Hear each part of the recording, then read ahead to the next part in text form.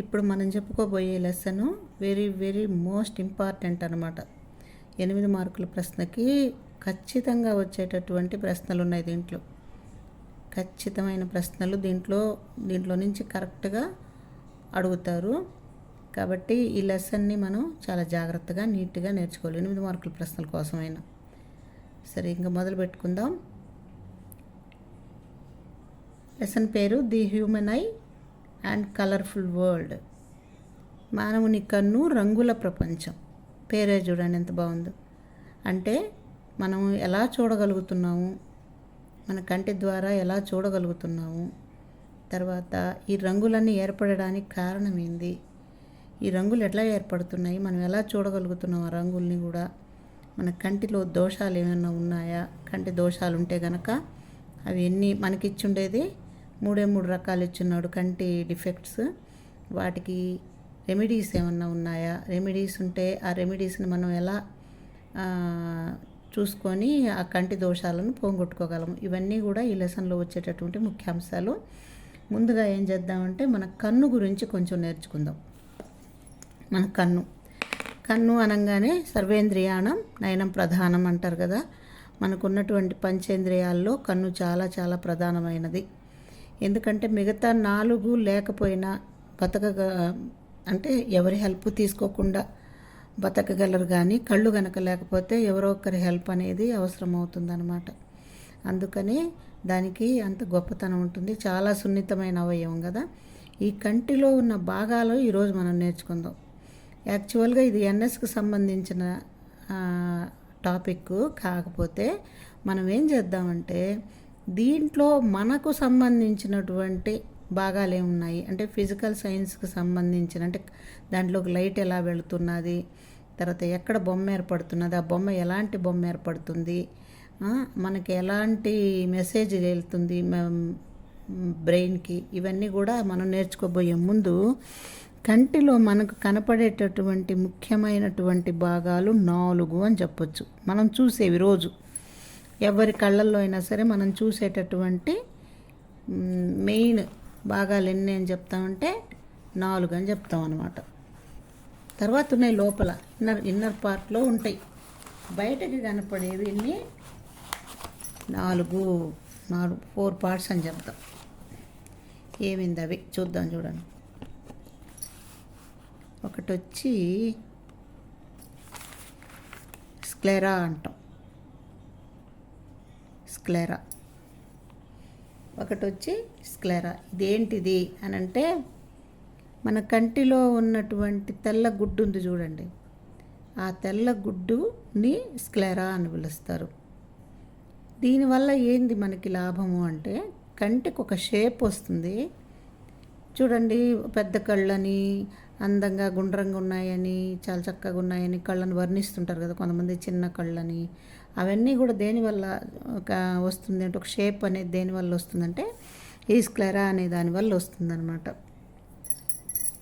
అంతేకాకుండా ఈ స్క్లెరా ఇంకొకటి దానికి కూడా భలే ఉపయోగం మనకి. ఏంటి అంటే మనకి ఒంట్లో ఏదైనా డిసీజ్ అంటే కొంచెం ఇబ్బందికరంగా ఉంది ఆరోగ్యం అన్నప్పుడు ఇది కలర్ చేంజ్ అవుతుంది అనమాట. ఇప్పుడు చూడండి, నిద్ర లేకపోయినా, తలనొప్పిగా ఉన్నా, జ్వరం తగులుతున్నా కళ్ళు ఎర్రగా పోతాయి.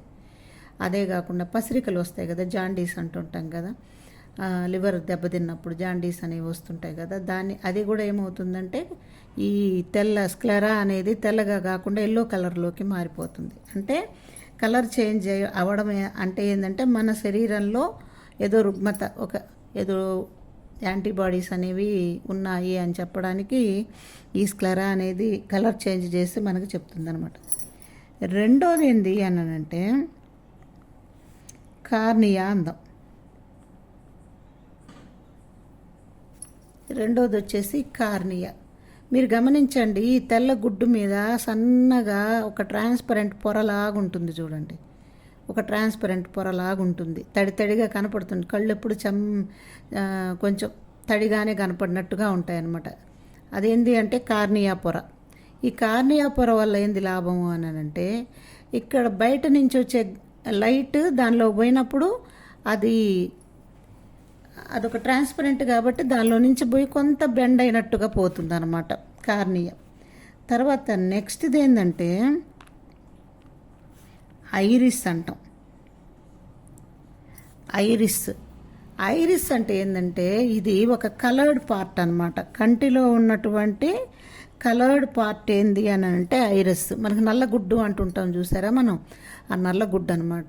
ఆ నల్లగుడ్డు నల్లగానే ఉండాల్సిన అవసరం లేదు. కొంతమందిలో కొంచెం ఎరుపుగా అంటే కొంచెం ఎరుపు దాలుగా ఉంటాయి, వాటిలో ఉంటాయి. కొంతమందికి నీలి కళ్ళు ఉంటాయి, కొంతమంది గ్రీన్ కలర్లో ఉంటాయి. అయితే మోస్ట్ ఆఫ్ ఇండియన్స్కి అంతా కూడా నల్ల కళ్ళే ఉంటాయి అన్నమాట. అవి ఎందువల్ల వచ్చాయి అని అంటే మనకి ఇవి జెనెటిక్ పరంగానే తల్లిదండ్రుల నుంచే వస్తాయి అంతే తప్పిస్తే వాడికి ఒక స్పెషల్గా అయితే ఉండవు. మన భారతదేశంలో ఎక్కువ మందికి నల్ల కళ్ళే ఉంటాయి, నల్ల ఐరిసే ఉంటుందన్నమాట. తర్వాత ఇంకొకటి చూస్తాం చూడండి, 4వ పార్టు ప్యూపిల్ అంటాం. ఇది ఏంటిది మీరు బాగా గమనించండి. మీ పక్క ఫ్రెండ్ లేదా మీ ఇంట్లో వాళ్ళదైనా సరే కళ్ళను బాగా పరిశీలిస్తే నల్లగుడ్డు లోపల ఇంకొక నల్లగా ఒక చుక్క కనపడుతుంటుంది. దాన్ని ప్యూపిల్ అంటాం. యాక్చువల్గా ఇది నల్ల చుక్క కాదమ్మా, ఇదొక హోల్ అనమాట. ఈ హోల్ అనేది ఎందుకు మనకు నల్లగా కనిపిస్తుంది అని అంటే మొత్తం లైట్ అంతా తీసుకొని అబ్జర్వ్ చేసుకుంటుంది. ఎప్పుడైతే లైట్నంతా లోపలికి తీసుకొని బయటకు వదిలితే కలర్స్ వస్తాయి, కానీ అది అబ్జర్వ్ చేసుకోవడం వల్ల ఒక హోల్ బ్లాక్ కలర్లో కనిపిస్తుంటుంది. ఇప్పుడు ఈ ఐరిస్ వల్ల ఏంది మనకి లాభం అంటే ప్యూపిల్ యొక్క సైజు మార్చడానికి ఉపయోగపడుతుంటుంది అనమాట. అంటే ఇప్పుడు చూడండి, మీరు ఎండలోకి పోయి వచ్చారనుకోండి, ఒక్కసారి ఆ గదిలోకి వచ్చినప్పుడు కళ్ళు మీకు తెలియకుండానే మూతబడి ఇట్లా తెలిసినప్పుడు ఐరిస్ పెద్దదవుతుంది, ప్యూపిల్ పెద్దదవుతుంది. అదే మీకు చీకట్లోకి పోయారనుకోండి, ఆ ప్యూపిల్ సన్నగా మారుతుంది. మనకన్నా కూడా మీరు బాగా గమనించండి, పిల్లిని గమనిస్తే పగటిపూట పిల్లికి ప్యూపిల్ సన్నగా గీతలాగా కనపడుతుంటుంది. అదే నీకు రాత్రిపూట చూడండి, గుండ్రంగా అంత ఐరిస్ అంత సైజులో ఉంటుందన్నమాట ప్యూపిల్. అంటే ఏమని, ఐరిస్ పీపుల్ యొక్క సైజుని మార్చడానికి ఉపయోగపడేది ఐరిస్, ఇది ప్యూపిల్. ఈ 4 మనకి కనిపిస్తుంటాయమ్మ మన మామూలు కంటిలో. లోపలికి పోకుండా నేను పైకి కనపడే భాగాలు చెప్తున్నా. స్క్లెరా అనేది తెల్లగుడ్డు, కార్నియా దాని మీద ఉన్నటువంటి ఒక రకమైన ట్రాన్స్పరెంట్ పొర. ఐరిస్ అనేది నల్లగుడ్డు, ఇది ఒక colour part of the I అనమాట. ప్యూపిల్ అనేది ఏంటంటే అదొక ఐరిస్లో ఉన్న ఒక హోల్ అనమాట. ఇవేంటంటే మనకి బయటకు కనిపించే భాగాలు. బయటకు కనిపించని భాగాలు ఏందో చూద్దాం చూడండి. ఇప్పుడు చూడండి, మన టెక్స్ట్ బుక్లో బొమ్మ ఇచ్చినాడు కదా, ఇది వచ్చేసి స్క్లెరా అనమాట, తెల్లగుడ్డు. ఇదంతా కూడా దీంట్లో ఇక్కడ కనపడేది ఐరిస్, లోపల చిన్నగా ఒక హోల్ లాగా ఉంది, అది ప్యూపిల్. ఇవి ఇంతవరకు మనకి కంటికి కనిపిస్తుంటాయి, ఇతరులది కూడా. లోపల కనపడని పార్ట్ చెప్పడానికి ఈ బొమ్మ చూపిస్తున్నా చూడండి. ఇక్కడ మనకు ఒక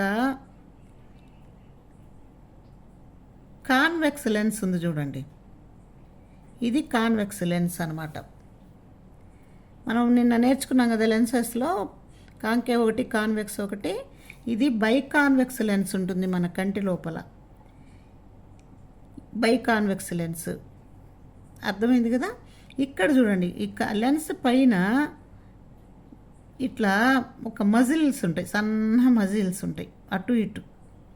వాటిని ఏమని పిలుస్తారంటే సిలియరీ మజిల్స్ అని పిలుస్తారు వీటిల్ని.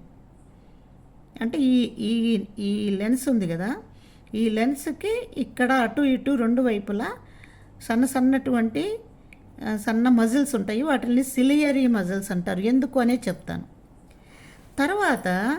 ఇక్కడ ఎక్కడి నుంచి మన కార్నియా దగ్గర నుంచి, అంటే పొర అని అనుకున్నాం కదా, ఒక ట్రాన్స్పరెంట్ పొర అన్నాను కదా, ఆ కార్నియా నుంచి లెన్స్ వరకు ఒక లిక్విడ్ లాంటి ట్రాన్స్పరెంట్, అన్నీ ట్రాన్స్పరెంట్ అమ్మ.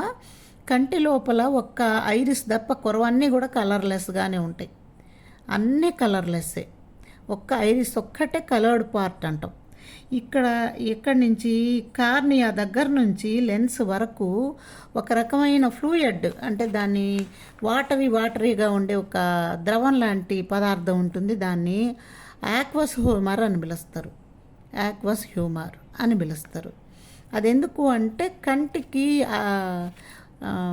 ఏదన్నా ఇప్పుడు ఎక్కడైనా గబక్కమని ఎగిరి దూకినప్పుడు అదురుతుంది కదా, అట్లాంటి అదురుడప్పుడు కంటిని రక్షించడానికి అనమాట అది ఆక్వస్ హ్యూమర్ అనేది ఉపయోగపడుతుంది. తర్వాత చూడండి, ఇక్కడ లెన్స్ తర్వాత 2.5 సెంటీమీటర్స్ దూరంలో, ఎగ్జాక్ట్గా 2.5 సెంటీమీటర్స్ దూరంలో లేదా 25 మిల్లీమీటర్లు ఏదైనా అనొచ్చు మనం. 2.5 సెంటీమీటర్స్ దూరంలో ఇక్కడొక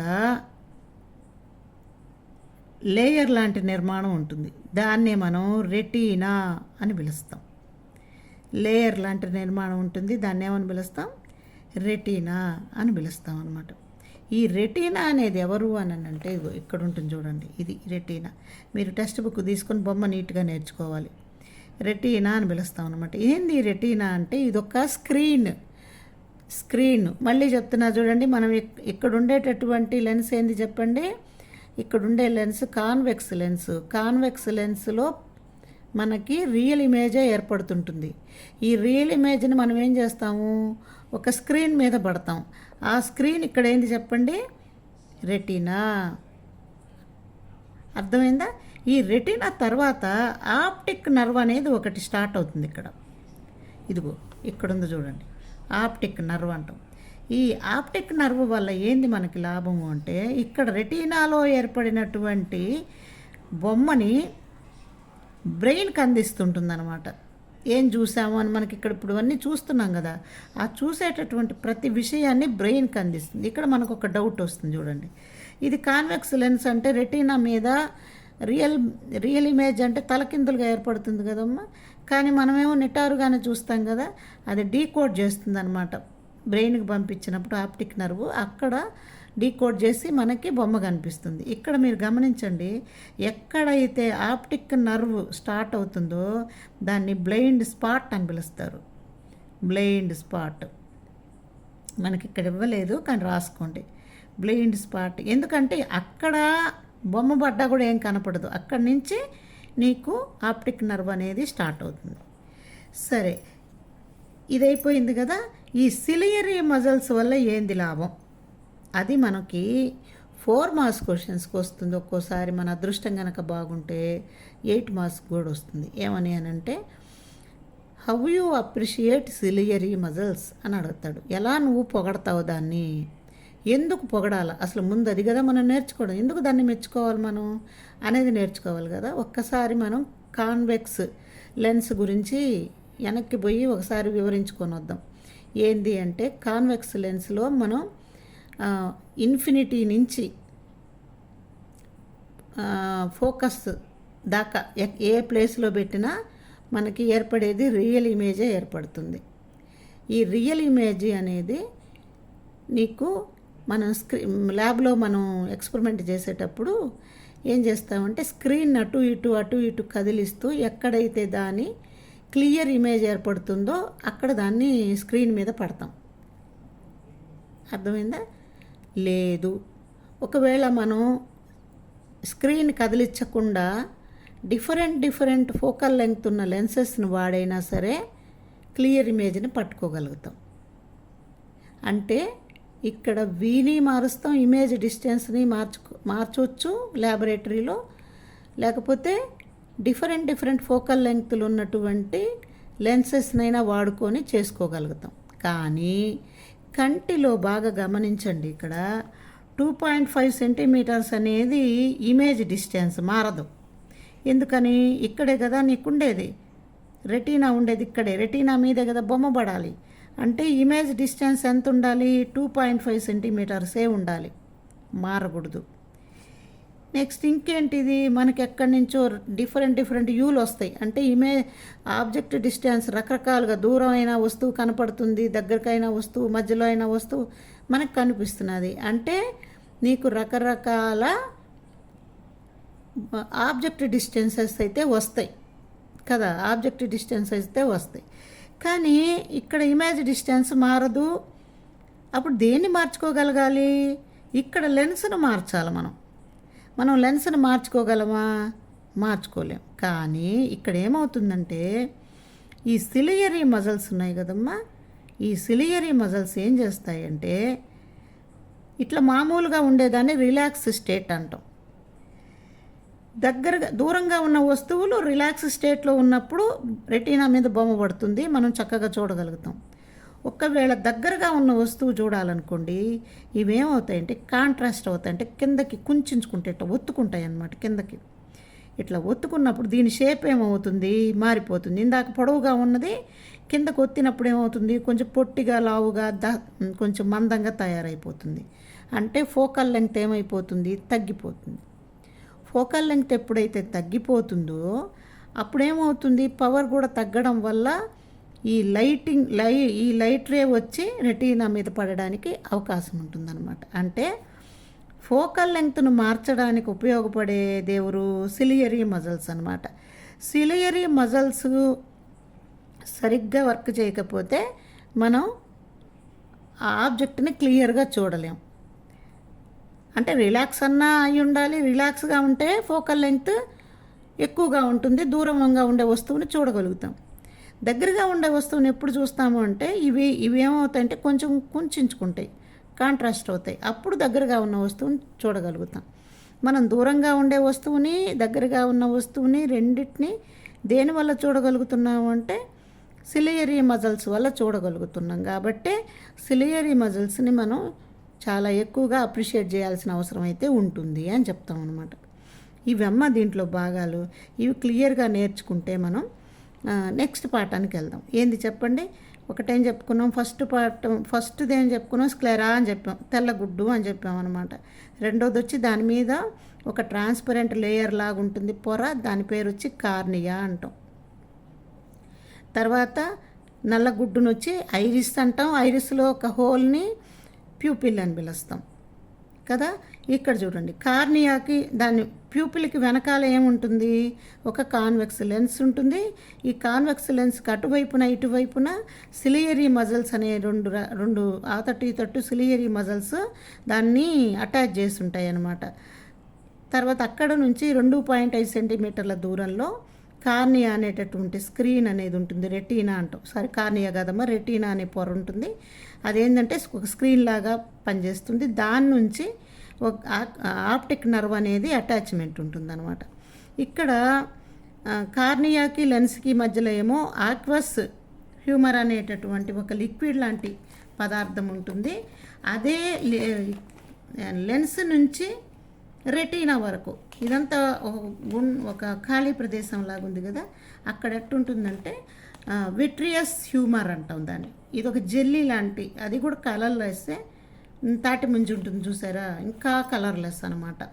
తాటి ముంజలాగా ఇంకా కలర్లెస్గా, అంటే ఒక జెల్లీ లాగా, వాటరీగా ఉండదు, జెల్లీ లాంటి నిర్మాణం ఉంటుంది ఇక్కడ. దాన్ని విట్రియస్ హ్యూమర్ అని పిలుస్తాం. ఇవన్నీ కూడా ఎందుకంటే కంటికి రక్షణ అనమాట. ఏది ఆక్వస్ హ్యూమర్ కావచ్చు, విట్రియస్ హ్యూమర్ కావచ్చు, ఇవన్నీ కూడా రెప్పలు కావచ్చు, ఇవన్నీ కూడా కంటిని చాలా సున్నితమైన భాగం కదా, ఇది కంటిని రక్షిస్తుంది. ఇవి మెయిన్గా ఉన్నటువంటి కంటిలోని భాగాలు.